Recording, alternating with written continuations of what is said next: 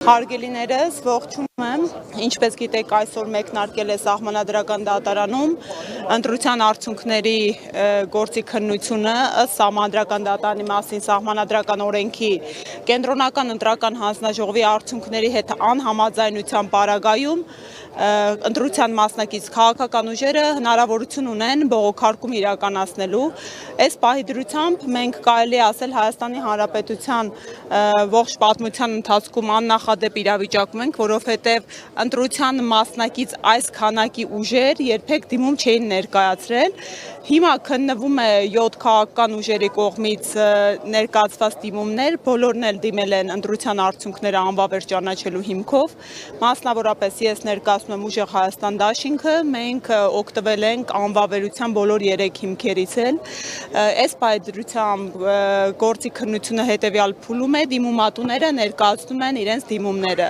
եւ 3 քաղաքական ուժ արդեն ներկայացրեցին եւ հիմա ընդմիջման փուլում ենք գտնվում։ Ներսում ինչ է կատարվում, ինչպիսին է նաև դատավորների տրամադրվածությունը, որ միշտ ասում էր կողմնակալ են հաշվի առնելով, որ նրանց իշխանությունն է նշանակել, նկատելի է դառնում, թե ոչ։ Տեսեք, նախ նիստը բնականon չսկսեց, սկզբնական շրջանում առաջ ի սկզբանե քննարկվեց հենց անաչառության խնդիրը,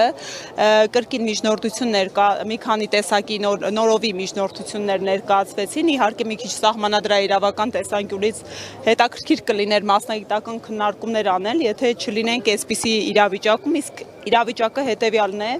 ցավոք սրտի մեր երկրում որոշակիորեն սահմանադրական մշակույթը կաղում է, կա սահմանադրություն, կաղում է սահմանադրականությունը եւ ես լիահույս եմ, որ բարձր դատարանը իր անվանը այնուամենայնիվ հավատարիմ մնալով կկաշկանդվի այն փաստարկներով, որոնք այս քաղաքական ուժերը հենց հիմա ներկայացնում են, իսկ հավատացեք, քաղաքական ուժերի կողմից ներկայացված փաստարկները իրենց մասշտաբով այնպիսին են, որ լիովին հիմնավորում են, որ չէր կարող ընտրության արդյունքների վրա կոնկրետ մեկ քաղաքական ուժը, խոսքը քաղաքացիական պայմանագիրն է, իր ողջ նախընտրական գործընթացում, հենց բուն քվեարկության օրվա գործունեությունը հետևանքներ չթողեր ու չազդեր այն արդյունքների վրա, որին ի վերջո ականատես եղանք եւ դրա էպոպեան էլ արդեն կենտրոնական ընտրական հանձնաժողովի միջոցով մի ողջ քաղաքական ուժի խաղից դուրս թողելն էր 3/5 իրականությունը փոխելու նպատակով, այսինքն ինչ տեղի ունեցավ կոնկրետ հաշվարկային 2 տեղամասային կենտրոններ անվավեր ճանաչեցին արդյունքները ու ասեմ ավելին, նմանաբնույթ իրավիճակ ունենք մի շարք այլ տեղամասային կենտրոններ,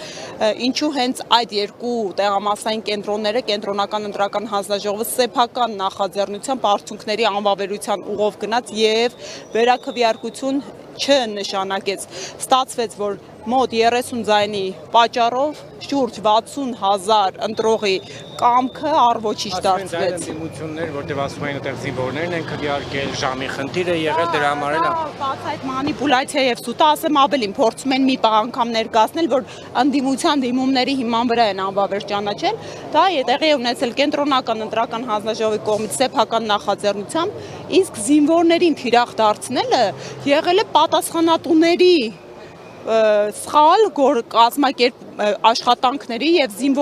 զինվորների տեղավորման ուղեկցման արդյունք, որովհետև ինչ է նշանակում զինվորներին դարձնել մի ողջ հանրության թիրախ, 8-ին մի քանի րոպե պակաս տանել տեղամասային կենտրոն, մտցնել շինություն եւ կարգ է խախտվել, այո, եթե իրենք 8-ին 1 պակաս էլ մտնեին տեղամասային կենտրոն, իրավունք ունեին մինչեւ վերջ իրականացնելու քվեարկությունը, բայց տեղամասային կենտրոնում չեն գտնվել, իրենք շենքում շինությունում էին գտնվում եւ պարբերաբար տեսահսկվող սենյակից ելումուտ էին իրականացում, այնպես որ կարգը խախտված է եղել։ Պատրաստ եք նոր ընտրությունների, եթե օրինակ տեսականորեն ստացվի այնպես, որ Սահմանադրական դատարանը կհամարի այս ընտրությունները անվավեր եւ նոր ընտրություններ կնշանակի։ Եթե մենք պատրաստ չլինենք, արդյոք մենք անվավերության դիմում կներկայացնենք։ Բնականաբար, եթե մենք լեգիտիմությունը այս ընտրական գործընթացի վիճարկում ենք, եթե մենք փաստարկներ ենք ներկայացնում, որ միջամտություններ են եղել եւ միջամտությունները իրենց տեսակով, քանակով ու ծավալով այնքան են եղել, որ էական ազդեցություն են ունեցել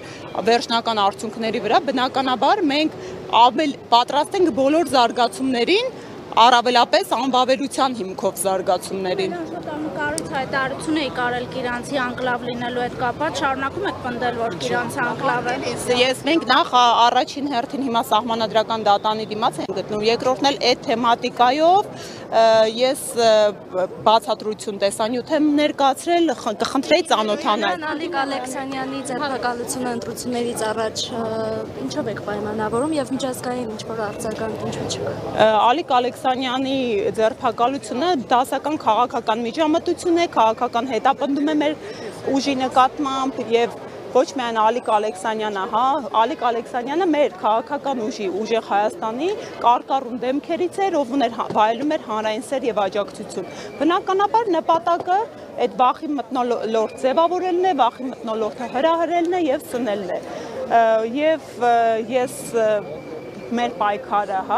ինչ նպատակ ունի։ Նպատակն է ունենալ այնպիսի պետություն, որտեղ մարդիկ այլախոհության ընդդիմադիր հայացքների համար, հատկապես ընտրապայքարի նախաշեմում այսպիսի խաղի կանոնների խախտմամբ հետապնդումների չեն ենթարկվում, ազատությունից չեն զրկվում բացառապես մի նպատակով, որ այլախոհ քաղաքական ուժին ճնշեն եւ ձայնագողությամբ զբաղվեն։ Տիկին, եթե նոր ընտրություններ նշանակվի, որքանով եք լավատես, որ նույն ընտրախախտումները չեն կրկնվի եւ ինչ միջոցներով եք փորձելու ազդել կանխել դրա վրա։ Տեսեք,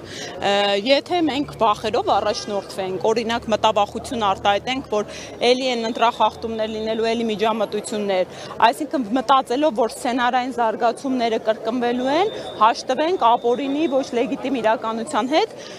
մենք այնուամենայնիվ մեզ կաշկանդում ենք ու կաշկանդել ենք, ինչքան էլ որ մեր նկատմամբ իրավունքի շրջանակները սահմանազանցվում են, առաջնահերթություն ենք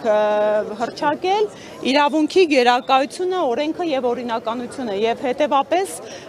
եթե տեսնում ենք ու արձանագրել ենք այսքան մասշտաբային խախտումներ, մենք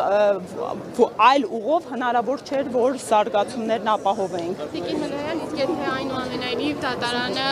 անվավեր չճանաչի ընտրության արդյունքները, ինչ հետագա անելիքների օրակարգում եք։ Տեսեք, սահմանադրական դատարանը հիմա եւս հանրային ուշադրության կենտրոնում է գտնվում եւ առնվազն չօգտվել մանդատների բաշխման կարգի իր իրավազորությունից, ես կարծում եմ հենց սահմանադրական դատարանի կողմից հիմնակարային հարված կլինի իր իսկ հեղինակությանը, որովհետեւ այն հարցը, որ Բարգավաճ Հայաստանին դուրս թողնելը ընտրապայքարից թույլ չտալը, որ նվազագույն շեմը հաղթահարի, սա անկախ քաղաքական հայացքներից հանրային ընկալելիության տեսանկյունից անվիճելի հանգամանք է, բոլորը ասում են, որ առնվազն վերաքվեարկությունը պետք է ապահովել։ Հետևաբար սա արհեստական միջամտություններ ու ես թույլ տվեք այնուամենայնիվ որպես սահմանադրագետ համոզմունք արտահայտեմ, լիահույսություն ավելի ճիշտ արտահայտեմ, որ սահմանադրական դատարանը այդպիսի բախտորոշիչ ու սուր հակաիրավական ուղղությամբ չի գնա։ Այսօր եք որոշելու մանդատները վերցնում եք, թե ոչ։ Հայտարարել ենք դեռևս գործընթացներ է գնում սահմանադրական դատարանում քննություն է ընթանալու 15-օրյա ժամկետով եւ ըստ զարգացումների եւ նաեւ ըստ մեր ընտրողների հետ հանդիպումների ու քննարկումների է որոշումը կայացվելու։ 1000 ընտրողի հետ եք հանդիպելու ձեր։ Փորձելու ենք մաքսիմալ բոլոր ցանկություն հայտնած մարդկանց, իսկ մեր ընտրողներից բավականին բազմամարդ հատված է ու զանգված է անդադ կապի մեջ լինում, փորձում ենք բնականաբար իրենց հետ քննարկումներ կազմակերպել, ասեմ ավելին։ Բազմաթիվ քաղաքացիներ հիմա իրենց նախաձեռնությամբ գալիս եւ անդամագրվում են մեր կուսակցություն։ Տիկին Մելյան, օրինակ եթե ընտրությունների արդյունքները չեղարկվեն, նոր ընտրություններ հայտարարվեն եւ այս անգամ եւս ընտրության արդյունքները էականորեն տարբերություն չլինի, այդ դեպքում ինչ գործողություններ եք անելու արդյոք այդ դեպքում կվերցնեք մանդատները եւ կգնաք խորհրդարան։ Թե մենք հիմա դեռ անգամ որոշում չունենք, հետեւապես այդ զարգացումներից սցենարային մի քիչ անշնորհակալ գործ է հիմա խոսելը, բայց այնուամենայնիվ մենք տեսանք, որ այդ սպառնալիքների հրիսի պայմաններում ահի ու վախի մթնոլորտի ձևավորման ու խթանման պայմաններում ինչքան մեծականակ մարդիկ իրենց ձայնը մի կերպ տեղ հասցրեցին, բնականաբար ես կարծում եմ, որ թե մեր, թե հանրության ուշադրությունը, թե արդեն մենք տեղորոշել ենք, ինչ բնույթի խախտումներ ու միջամտություններ թույլ տվեցին իրանց խախտումներ էին, որոնք նախորդիվ տեղի չէին ունեցել եւ այս ընտրական գործընթացը արձանագրում կատարեց, որ իշխանությունը գնաց լրիվ նախկինի տրամաբանությամբ, այլևս իրենց հռչակած ժողովրդավարության, հեղափոխության արժեքները դավաճանեցին եւ իրենք ասեմ ավելին, հա, ի տարբերություն անդադ համեմատում են, համադրում են, բա նախկինում այսպես էր արվում։ Իրենք կաշկանդված են մի քանի հարյուրապատիկ ավել անգամ մեկ քվեաթերթիկի միջամտություն իրականացնելու, իսկ միջամտությունները բազմատեսակ էին, հարյուրավոր տեղամասային կենտրոններում էին եւ ողջ նախընտրական քարոզչության ծիրում էին աննախադեպ մեծաքանակ ծավալներով։ Հետևաբար մենք վերահսկողական մեխանիզմներին ավելի լուրջ ու ճշգրիտ ձևաչափով ուշադրություն կդարձնենք։